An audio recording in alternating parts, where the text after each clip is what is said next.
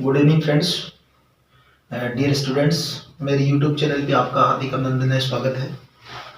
Last night को हमने phrasal verb का जो वीडियो पढ़ा था वो फ्रेजल वर्ब कम से बनने वाले जितने भी फ्रेजल वर्ब थी उनका हम अध्ययन करना चाह रहे हैं। तो कुछ फ्रेजल वर्ब का अध्ययन हमने कर लिया था, कुछ इंपॉर्टेंट फ्रेजल वर्ब बच गई थी, उनका अध्ययन अपन आज करने वाले हैं। आज का जो अपना मेन फोकस रहेगा फ्रेजल वर्ब में वो कम से बनने वाली शेष। कल के वीडियो में अगर आपने नहीं पढ़ा है तो कल वीडियो मैंने अपलोड किया था, उसमें आप मेरे YouTube चैनल पे जाकर उनको देख सकते हैं कि कम से बनने वाले कुछ महत्वपूर्ण फ्रेजल वर्ब उनका कल हमने अध्ययन कर लिया था। कल एक फ्रेजल वर्ब आपके सामने लिखी थी मैंने, कम राउंड। एक बड़ी इंटरेस्टिंग बात आपको बताने वाला हूँ कि पेपर केस में कहाँ हम मात खाते हैं, कहाँ हम मतलब अपनी दिमाग जो अपने आइडियाज हैं, अपने जो विचार उनको काम में नहीं लेते। एक तो होता है कम राउंड, ये हमने कल ही पढ़ी थी फ्रेजल वर्ब, और एक इससे पहले फ्रेजल वर्ब अपन पढ़ चुके हैं bring round. Come round, bring round, यानी कि ये वर्ब कम है और ये वर्ब ब्रिंग है, दोनों के साथ मैंने राउंड लगाया है। इन दोनों को अगर अपन ध्यान से स्टडी करें तो बड़ा इसमें डिफरेंस होता है, एक अंतर होता है। जो कम राउंड है ना, उसका अर्थ होता है रीगेन कॉन्शियसनेस। इसका होता है रीगेन कॉन्शियसनेस, और रीगेन कॉन्शियसनेस का अर्थ होता है होश में आना। होश में आना यानी कि फ्रेजल वर्ब जो राउंड से बन रही है दोनों, देखने में होश में आना लाना दो अलग अलग बातें हैं इसमें। कम राउंड का अर्थ होता है रीगेन कॉन्शियसनेस, यानी होश में आना, इसमें व्यक्ति अपने आप होश में आता है। ब्रिंग राउंड है, इसका अर्थ होता है रिस्टोर टू कॉन्शियसनेस, ये इसका अर्थ होता है। इसका अर्थ होता है होश में लाना, होश में लाना। देखिए बड़ा अंतर है दोनों में। इसमें जो व्यक्ति होता है वो ऑटोमेटिकली होश में आता है, और इस फ्रेजल वर्ब में किसी पेशेंट को डॉक्टर के द्वारा होश में लाने की प्रक्रिया होती है। अगर किसी व्यक्ति को कोई दूसरा व्यक्ति होश में ला रहा है तो उसमें ब्रिंग राउंड आता है। अगर कोई व्यक्ति अपने आप होश में आ रहा है तो उसमें हमेशा कम राउंड आता है। अब इन दोनों डिफरेंस को डिफाइन करने के लिए मैं आपके सामने एग्जांपल लिखा हूं, दो एग्जांपल लिखा हूं, आप तय करेंगे कि कौन से में कौन सा आने वाला है। पहला एग्जांपल मैंने लिखा the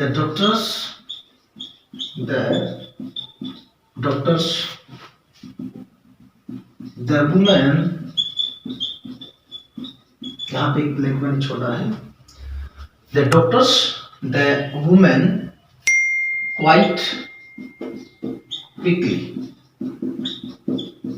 quite quickly after accident। वाक्य को ध्यान से देखिए। द डॉक्टर से जो डॉक्टर थे, द वुमेन इन महिला को, क्वाइट क्विकली जल्दी से, आफ्टर एक्सीडेंट दुर्घटना के बाद। अब मैं आपके लिए फ्रेजल वर्ब लेके आता हूं ऑप्शन के रूप में। पहला मैंने लिखा ब्रॉट राउंड, दूसरी मैंने लिखी कम राउंड। दो ऑप्शन हो गए, पहला लिया मैंने ब्रॉड राउंड और दूसरे लिया मैंने कम राउंड। अब आपको तय करना है कि इसमें ब्रॉड राउंड आएगा या फिर कम राउंड आएगा। यहां पे मैंने कोमा डाली है। या कोई व्यक्ति किसी को होश में ला रहा है या फिर व्यक्ति अपने आप होश में आ रहा है। अगर कोई दूसरे व्यक्ति किसी को होश में ला रहा है तो उसमें ब्रिंग राउंड आएगा, व्यक्ति अपने आप होश में आ रहा है तो उसमें कम राउंड आएगा। बट इसमें देखिए जो डॉक्टर्स की टीम है वो इस महिला को यानी कि एक्सीडेंट के तुरंत बाद जल्दी से होश में लाती है, तो डॉक्टर महिला को होश में ला रहे हैं। इस संदर्भ में अपन कम राउंड की तरफ न जाकर ब्रिंग राउंड की तरफ जाएंगे, और महिला को होश में लाए तो इसमें आएगा अपना broad round, not come round, यानी कि इसमें ब्रॉड राउंड का यूज होगा। ये अपना जो एग्जांपल था ब्रिंग राउंड से संबंधित था, होश में लाना। अब आपको मैं कम राउंड होश में आने से संबंधित एक एग्जांपल और लिखता हूं, उसके बाद ये क्लियरफाई हो जाएगा कि कहां हमको ब्रिंग राउंड लगाना है और कहां हमको कम राउंड लगाना है। जैसे एक सेंटेंस और लेके आता हूं मैं, ही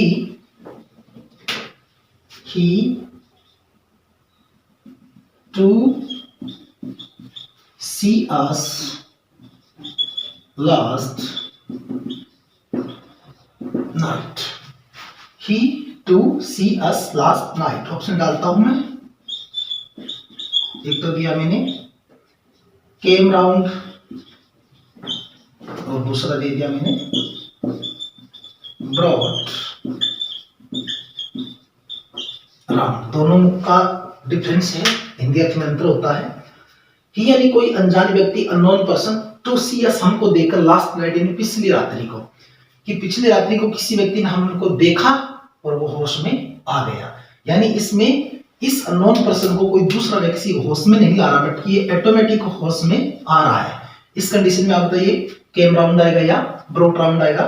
डेफिनेटली आपका जो आंसर होगा कि सर इसमें केम राउंड आएगा, केम राउंड।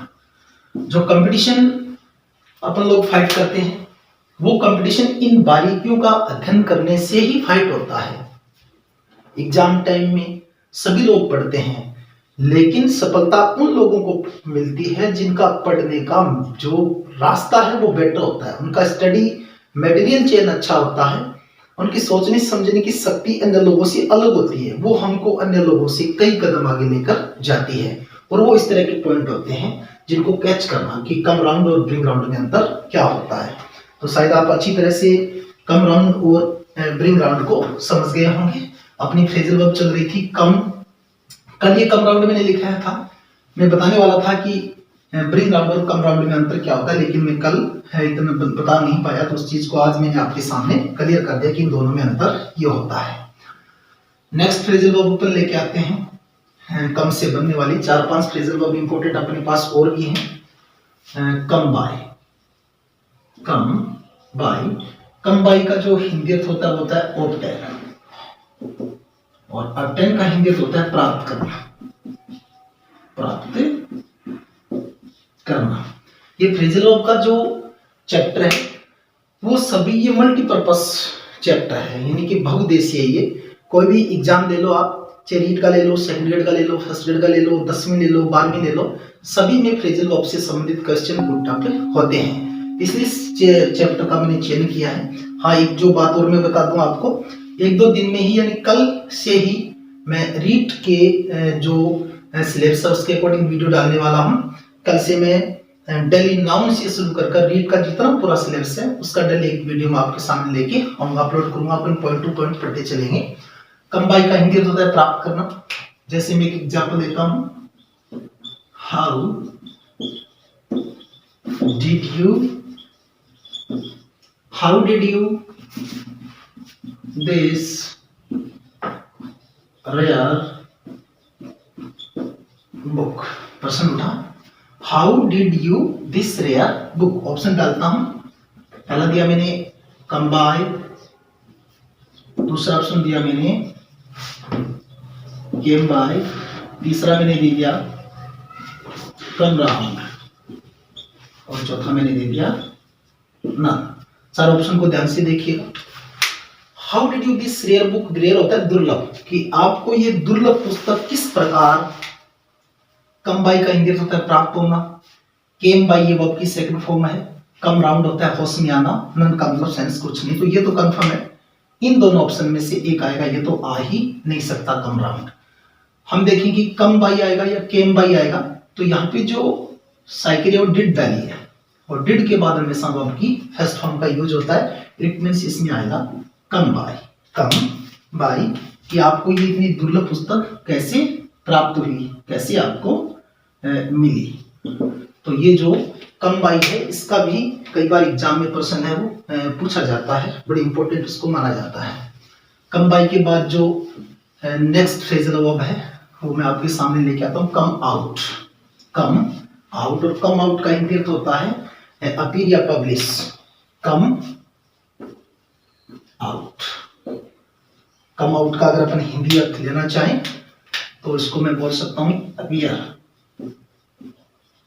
या टू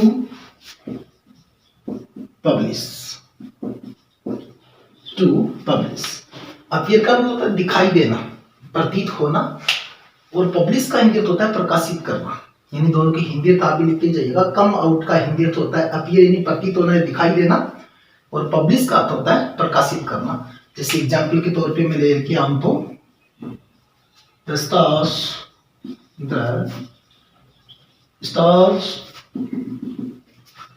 एट नाइट। स्टार यानी तारे, एट नाइट यानी रात्रि को। अगर मैं आपके सामने ऑप्शन रखूं तो पहले लिया मैंने कम आउट, दूसरा मैंने कर दिया कम आउट, तीसरा दे दिया केम आउट, और चौथा मैंने डाल दिया नन। कम आउट का हिंदी होता है प्रकाशित होना है, दिखाई देना। कम ऑफ का अर्थ होता है जन्म लेना, और ये केम आउट यानी इसमें मैंने डिफरेंस किया, यहाँ वर्ब की सेकंड फॉर्म डाली है, यहाँ पे वर्ब की फर्स्ट फॉर्म डाली है। तो जन्म होने वाले बात तो कोई मतलब ही नहीं है, इंसान के जन्म से संबंधित बातें नहीं हो रही, तो कम ऑफ तो आ ही नहीं सकता, या तो कम आउट आएगा या केम आउट आएगा। लेकिन मैं बात सेंटेंस को देखूं, द स्टार्स एट नाइट की तारे रात्रि को दिखाई देते हैं, और ये यूनिवर्सल ट्रूथ है, सिर्फ सत्य कथन है, और इसमें हमेशा वर्ब की फर्स्ट फॉर्म का ही यूज, प्रेजेंट इंडेफिनिट टेंस कोई काम में लेते हैं अपन तो सेकंड फॉर्म नहीं आएगी, इसमें आएगा कम आउट। सेंस हुआ कि तारे रात्रि को दिखाई देते हैं, यानी कि कम आउट यानी कि प्रतीत होना या दिखाई देना। अब मैं पब्लिश होने वाले जो मैंने एक वर्ड लिखा था उससे संबंधित एक वाक्य आपको और लिखकर समझा देता हूं। जैसे my new book on grammar, my new book on grammar will next year. Option डालता हूं मैंने दिया कम आउट, दूसरा ऑप्शन हमने डाल दिया कम ऑफ, तीसरा हमने डाल दिया केम आउट, और चौथा ऑप्शन मैंने डाल दिया कम अपॉन। कम अपॉन चार ऑप्शन पे आप ध्यान कीजिएगा। My new book on grammar की ग्रामर पे जो मेरी नई पुस्तक है विल नेक्स्ट ईयर, वो अगले वर्ष तक प्रकाशित हो जाएगी या आप लोगों के सामने आ जाएगी। इस सेंस में अपन लेना चाहें तो कम ऑफ कल अपने अध्ययन किया था, नहीं हो सकता। कम अपॉन आक्रमण करना नहीं हो सकता। अपने पास इन दो में कंपैरिजन करना पड़ेगा कि कम आउट आएगा या केम आउट आएगा, कम आउट या केम आउट। अगर इन दोनों की बात करें तो विल है, और विल के बाद हमेशा वर्ब की फर्स्ट फॉर्म यूज होती है। नेक्स्ट अपनी जो फ्रेजल वर्ब है वो है कम डाउन, और कम डाउन का जो सेंस होता है वो होता है fall down. Fall down, come down यानी फॉल डाउन। फॉल डाउन का हिंदी अर्थ होता है गिरना, किसी भाव का या कीमत का गिरना, उसको बोलते हैं कम डाउन। यदि किसी वस्तु का भाव अगर नीचे गिर जाता है तो उसको सेंस में अपन फ्रेजल वर्ब कम डाउन को यूज में लेते हैं। जैसे कम डाउन, फेल डाउन। एक वाक्य लेता हूं मैं, iron woods have blank. Iron wood यानी लोहे की जितने भी बने हुए वस्तुएं हैं वो क्या हो चुकी हैं। ऑप्शन ए में लिया अपन ने केम डाउन, ऑप्शन बी में आ गया कम डाउन, सी में आ गया कम आउट, और डी में अपना जाता है कम फॉरवर्ड टू। चार ऑप्शन मैंने डाले। आयरन वुड्स हैव कि जो लोहे से बनी जितने भी वस्तुएं हैं वो सबके भाव गिर चुके हैं, और गिरने के समय में हमको पता है कम डाउन आता है। आपको कंफर्म ये करना है कि केम डाउन आएगा, कम डाउन आएगा या कम ऑफ आएगा। ये तो आ ही नहीं सकता, इसका कोई सेंस ही नहीं है। इन दो के मध्य कंपैरिजन है, तो आप देख सकते हैं कि यहाँ पे हैव का यूज हुआ है, मतलब वर्ब की थर्ड फॉर्म। और कम की जो थर्ड फॉर्म होती है वो कम ही होती है, तो इसका उत्तर आएगा कम डाउन, यानी कि लोहे से बनी सभी वस्तुएं उनके भाव गिर चुके हैं। लास्ट एक के कम से बनने वाली फ्रेजल वर्ब आपके सामने मैं और लेके आता हूं, वो है जो आपके सामने मैंने लिख रखी है, come forward to. Come forward to, ये जो अंतिम अपनी फ्रेजल वर्ब है कम से बनने वाली, कम फॉरवर्ड टू, ये भी एक फ्रेजल वर्ब है।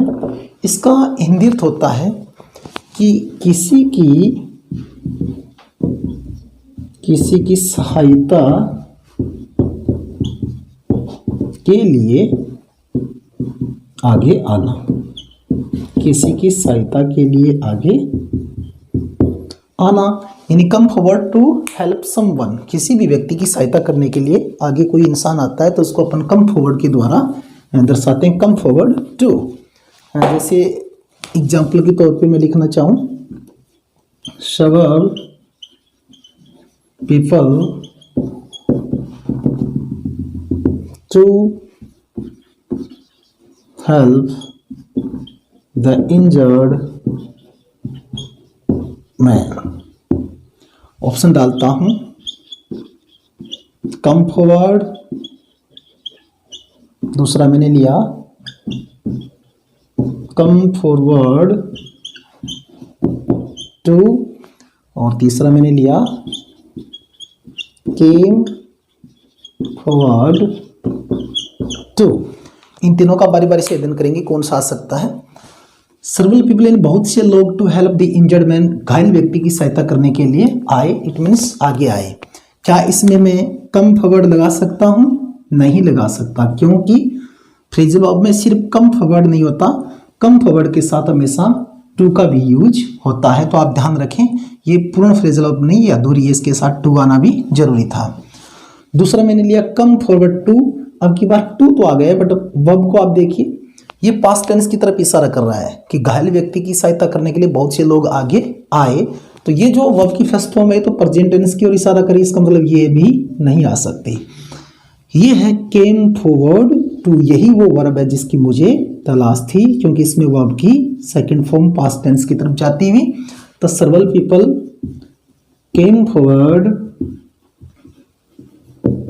टू, सॉरी टू मैंने दे दिया था, पहले देना नीचे था। Several people come forward to help the injured man, घायल व्यक्ति की सहायता करने के लिए बहुत से लोग आगे आए। तो डियर स्टूडेंट्स, ये थी कम से बनने वाली इंपॉर्टेंट फ्रेजल वर्ब। कम से बनने वाली इतनी फ्रेजल वर्ब को अपन सही तरीके से याद कर लेते हैं तो किसी भी एग्जाम में अपना प्रश्न गलत नहीं हो सकता। अब नेक्स्ट फ्रेजल वर्ब के साथ अपन कल मिलेंगे। आप लोगों से लास्ट एक निवेदन है कि अगर आपको वीडियो पसंद आए तो लाइक और शेयर जरूर करना, चैनल को सब्सक्राइब भी करना। चलिए नेक्स्ट वीडियो में कल अपन मिलते हैं, तब तक जय हिंद, जय भारत, जय माँ भारती।